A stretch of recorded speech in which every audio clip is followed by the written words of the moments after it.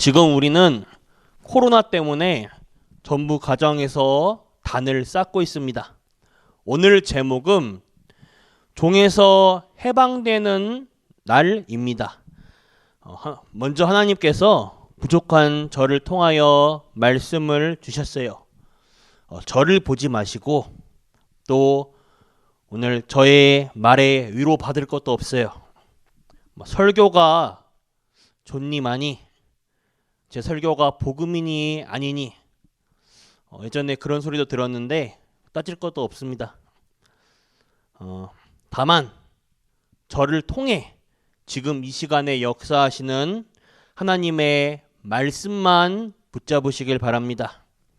이게 제일 중요한 거예요. 이 응답도 하나님이 성취시킬 줄 믿습니다. 여러분들에게는 하나님의 계획이 반드시 있어요.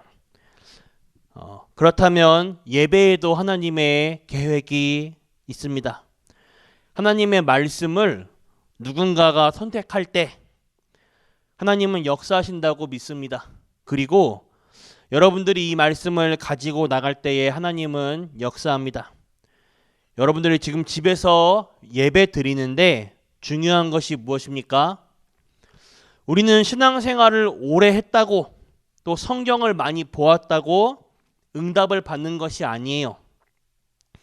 지금 성경의 가장 중요한 것은 기록된 하나님의 말씀이 지금 나와 어떤 상관이 있느냐, 이것을 붙잡아야 합니다. 그렇죠? 그걸 심부름하는 사람이 지금 단위에 서 있는 설교자입니다. 그 이상 그 이하도 아니에요. 말씀은 살아있기 때문에 지금 나와 어떤 상관이 있느냐를 붙잡을 수 있어야 응답이 되는 것이에요. 오늘 먼저 붙잡아야 될 서론에서의 언약이 무엇이냐? 여러분들 눈에 안 보이는 중요한 사실이 있습니다. 그걸 못 붙잡으면 큰일이 나죠. 세상에서도 눈에 보이는 것이 있지만 눈에 안 보이는 힘을 볼 수 있어야 돼요.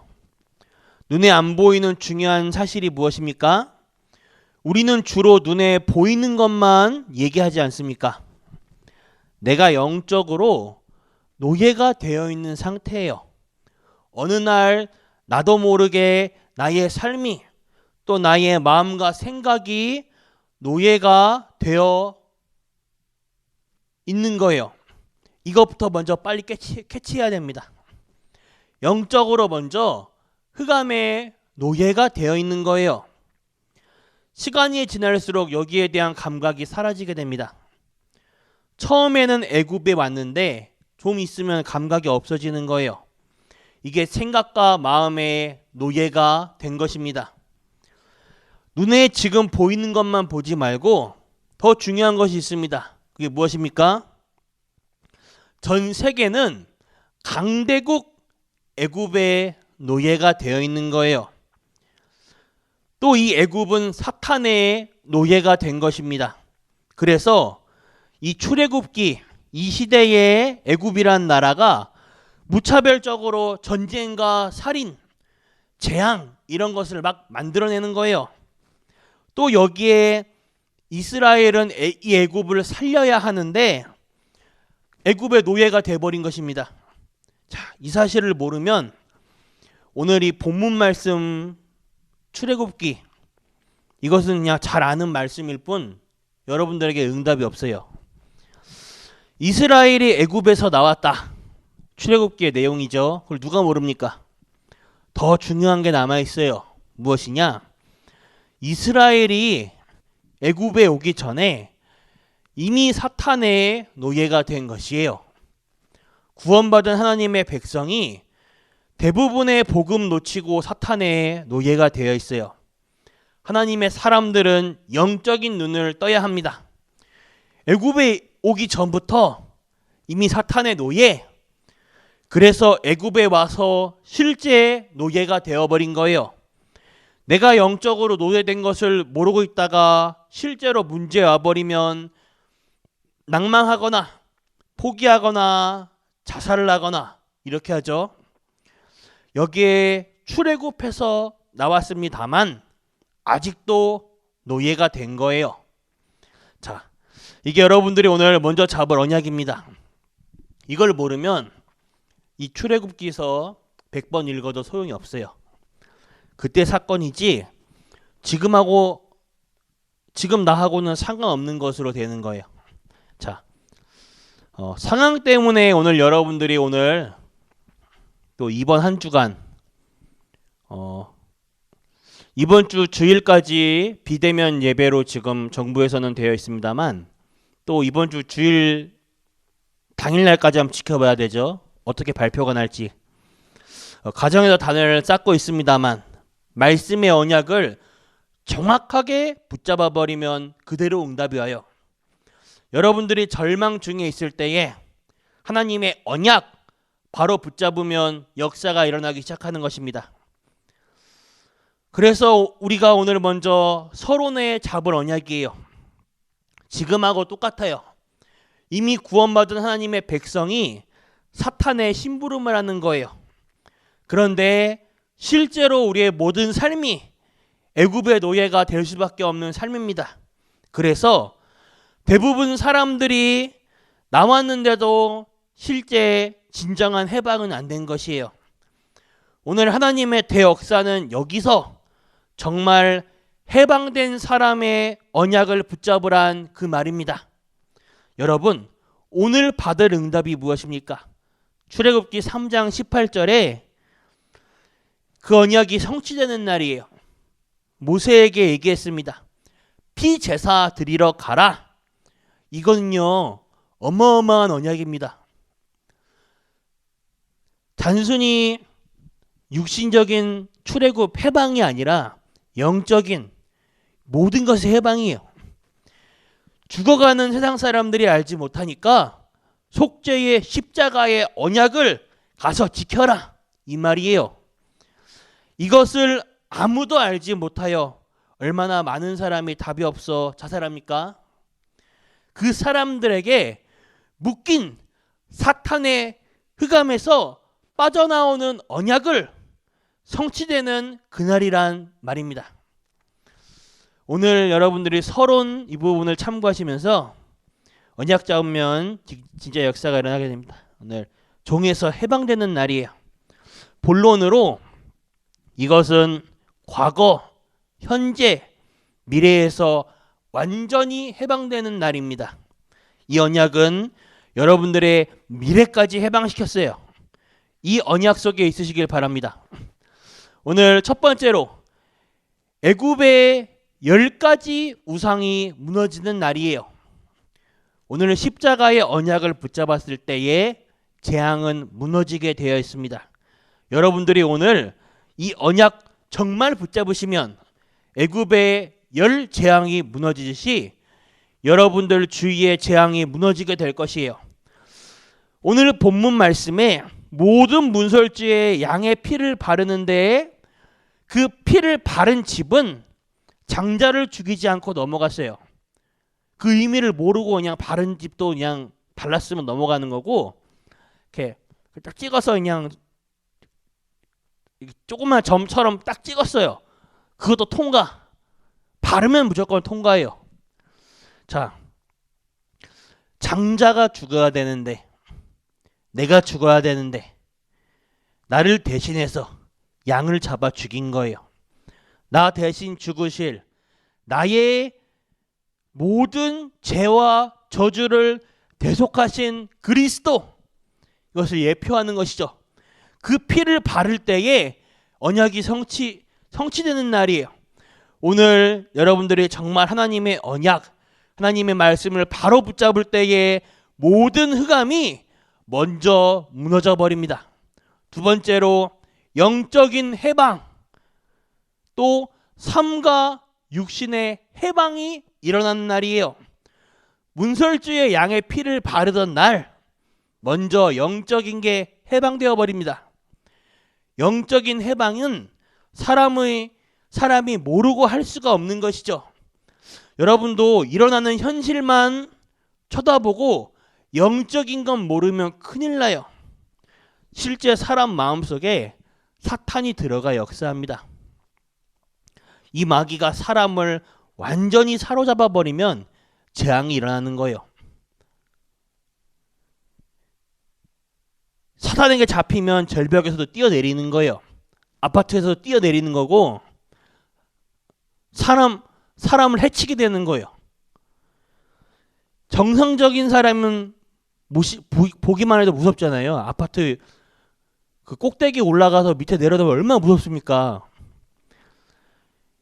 사단에게 잡히면 뭔 짓을 할지 모르는 거예요. 영적인 해방이 먼저 일어나야 합니다. 문설주에 피 바르는 날이에요. 이 말이 그냥 말이 아닙니다. 우리가 볼 때는 그냥 피 발랐구나 이렇게 볼 수 있는데 그냥 그런 의미가 아니에요. 불신자들은 이해 못하는 말입니다. 그리고요, 간혹 교회 다니는 신자도 이것을 이해 못해요. 출애굽기서 백독, 천독해도 이해 못해요. 너무나 과학적이고 영적인 사실인데도 이해 못합니다. 영적인 해방이 일어나니까 우리의 생각과 마음은 해방될 수밖에 없고 육신의 삶이 해방될 수밖에 없는 거예요. 오늘 잡으셔야 됩니다. 세 번째로 이것은 새 절기가 응답되는 날입니다. 새 절기가 무엇입니까? 유월절, 오순절, 수장절 아닙니까? 유월절은 이 양의 피 바른 날 빠져나온 날. 오순절 무엇입니까? 우리가 봄때에 하죠. 맥추 감사절, 맥추절이라고 하죠. 맥추 감사절이에요. 수장절 무엇입니까? 가을에 하죠. 추수감사절, 추수감사절이 수장절이에요.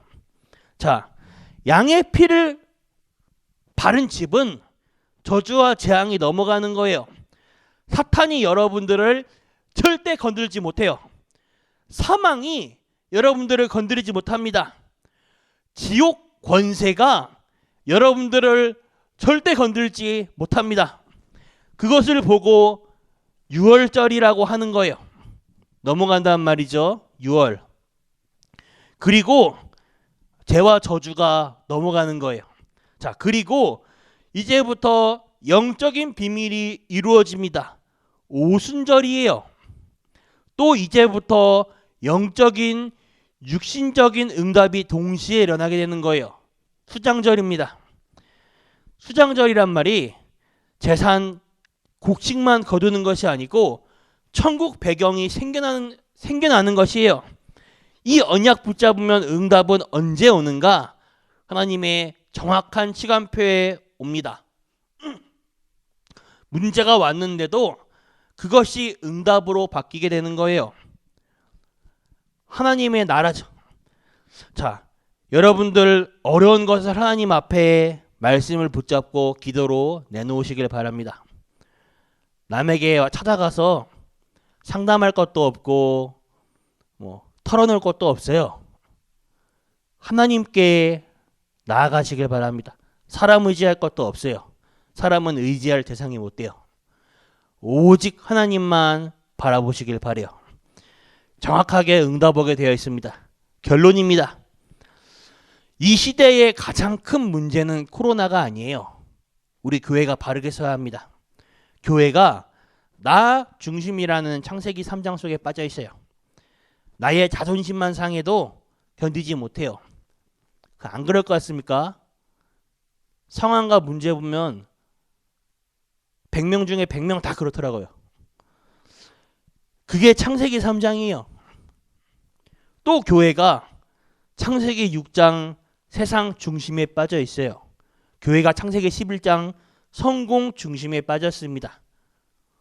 어느 정도로 빠졌냐? 지금 세계 교회가 전부 나 중심, 세상 중심, 성공 중심에 빠져 있어요. 현장 나가 보니까 다 교회 욕해요. 복음 전하려고 하면 교회에서 왔단 말 그 말부터 딱 듣고 저 교회 안 가요. 손살에 쳐요. 교회 하면 딱 떠오르는 의미가 코로나. 교회라면 코로나라고 생각하고 있어요. 사람들이. 저는 이렇게 말해요. 교회 오란 말이 아니고 교회 오지 마시고 복음만 한번 들어보세요. 제 얘기를 한번 들어보세요. 교회에 대한 이미지가 지금 너무 안 좋죠. 뉴스나 인터넷을 보아도 요즘 분위기가 코로나로 인해서 자꾸 교회 예배에 대해 자꾸 비난을 해요. 그런데 생각해 보아야 할 것이 교회에 대한 이미지가 안 좋아진 것은 이것에 대해서는 교회에도 책임이 있습니다. 불법 집회를 왜 합니까? 또 교회에서도 세상 사람들이 우리가 직장에 가보면 이제 교회 예수 믿는 사람이다 할 때는 이렇게 보더라고요. 안 그런 것처럼 하지만 딱 보더라고요, 이제. 그런데 우리가 너무 기본적인 거, 기초적인 거 이런 거를 못 지키면 욕먹는 거예요. 세상에 교회가 괜히 욕먹는 게 아니라 욕먹을 짓을 하니까 욕먹는 거예요. 한 가지 예를 듭니까? 제 이호카 장로님 또는 전진혁 집사님 그 동네에 제가 차량 운행을 하러 갈 때 부계동이죠. 거기가 제 어렸을 때 모태신앙인지 모르겠어요. 거기 그쪽 교회 제 동생 있을 때는 모태신앙이었는데 거기 그 동네가 제가 어릴 때 살았던 동네예요. 차량 운행할 때마다 거기를 딱 보면 기억이 새록새록 나요. 4살 때, 5살 때 그때 동네인데 그대로예요. 볼 때마다 그때 너무 생각나요. 그때 섬기던 교회 지금도 생각나요. 지하 교회인데 선교교회였을 거예요, 이름이. 그러다가 이사를 했죠. 부흥파출소 있는데 거기 근처로. 제 사랑의 교회 가기 전에 제가 섬기던 교회였습니다. 근데 성전 건축을 하다가 이제 교회가 많이 어려운 문제를 당했어요. 대부분 이제 교회에서 이제 성전 건축을 하거나 중요한 인도를 받을 때에 그런 문제들을 당하지 않았으면 좋겠는데 이제 건설업자나 이런 사람들이 이제 사기를 당하는 경우가 종종 있어요. 근데 보통은 사기치는 사람들 보면 그 성장 중요한 그런 귀한 일을 맡았는데 그걸 담당하시는 분이 교회 집사님이나 장로님 이런 직분자들이에요. 그런 사람들이 사기를 쳐요. 제가 이 얘기를 왜 합니까? 많은 예화 중에 그런 욕먹는 거예요. 차라리 불신자면 이해라도 하지. 교회가 나 중심, 세상 중심, 성공 중심 여기에 빠져 있는 거예요. 그래서 이런 문제들이 일어나게 되는 거예요. 교회가 세상 살면서 오직 그리스도 중심, 오직 하나님 중심, 오직 성령 중심, 오직 말씀 중심, 참된 국가, 참된 사회를 살리는 심부름하는 교회, 병든 자, 정말 사랑으로 살리는 교회가 되어야 합니다. 지금 코로나 상황이에요. 질병이기 때문에 마스크 쓰고 지켜줄 건 지켜줘야 되죠. 또 제 생각은 그래요. 예배하지 말라고 하진 않았어요. 예배를 막은 것이 아닙니다. 다행히 비대면으로라도 예배를 할 수 있어요. 비대면으로도 예배하지 말라고 하지 않았어요. 정부에서는. 지금 인터넷 생방송 시대라서 다행이에요. 만약 15년, 20년 그런 상황에 이제 20년 전 이런 상황에 코로나가 터졌으면 그때는 생방송도 없고 뭐 녹화본도 없고 그럼 진짜로 예배라는 부분에 난감하게 되는 거죠. 진짜 그때 생을 걸어야죠, 진짜. 지금 문제라면 문제입니다. 그러나 여기에 하나님의 계획을 찾으시길 바랍니다. 하나님이 모르고 허락하신 게 아니에요. 이 속에서 우리가 싸우고 이럴 것도 아니고 이건 이렇다 저건 저렇다 내 주장을 펼칠 것도 아니에요. 하나님의 계획을 붙잡으시길 바래요. 자, 여러분들은 많은 사람을 살리는 중요한 응답이 올 것입니다. 오늘 하나님의 큰 은혜 받는 날 되기를 바라겠습니다. 기도하겠습니다. 하나님께 감사드립니다. 오늘 하나님의 바른 언약을 붙잡게 주옵소서. 우리의 육신적인 것, 세상적인 것, 성공적인 것이 아니라 하나님의 언약의 사람 되게 하여 주옵소서. 복음 없는 종교, 복음 틀린 이단이 이 세상을 뒤흔들고 있습니다. 하나님의 심부름을 하는 겸손한 담대한 주의 종들이 되게 하여 주옵소서. 살아계신 주 예수 그리스도 이름으로 기도드렸습니다. 아멘. 주기도 마치겠습니다. 하늘에 계신 우리 아버지여, 이름이 거룩히 여김을 받으시오며 나라가 임하옵시며 뜻이 하늘에서 이루어진 것 같이 땅에서도 이루어지이다. 오늘날 우리에게 일용할 양식 주옵시고 우리가 우리에게 죄 지은 자를 사하여 준 것 같이 우리 죄를 사하여 주시옵고 우리를 시험에 들게 하지 마옵시며 다만 악에서 구하옵소서. 대개 나라와 권세와 영광이 아버지께 영원히 있사옵나이다. 아멘.